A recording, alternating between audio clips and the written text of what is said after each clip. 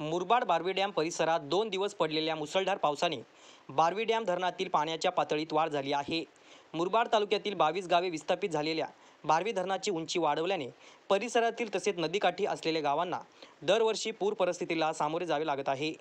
बारवी धरणाचा पाणीसाठा 83.07 एवढा असून धरण ओव्हरफ्लो होण्याची क्षमता 72.60 एवढी आहे. सतत पडणाऱ्या पावसामुळे धरण क्षेत्रात पाण्याचा वाढता ओघाने धरणात 70.60 एवढा पाणीसाठा झाला असून धरण ओव्हरफुल होण्यास 2% पाणीसाठ्याची आवश्यकता आहे.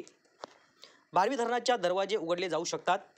त्याचा पूरहानीचा फटका नदीकाठांच्या गावांना बसेल याची दक्षता घेऊन मुरबाड तहसीलदार अभिजित देशमुख यांनी सर्व शासकीय यंत्रणा, कार्यालय, अधिकारी, सरपंच, ग्रामसेवक, तलाठी तसेच आसनोली, चांदपपाडा, पिंपळोली, सागाव, पाटीलपाडा, पादिरपाडा, कारंद, मोऱ्याचा पाडा, चोन, राहाटोली, आगानवाडी, फणसवाडी, वाकीचीवाडी अशा नदीकाठांच्या सर्व गावांना सतर्क राहण्याच्या सूचना देऊन आपत्कालीन यंत्रणा सज्ज ठेवली आहे.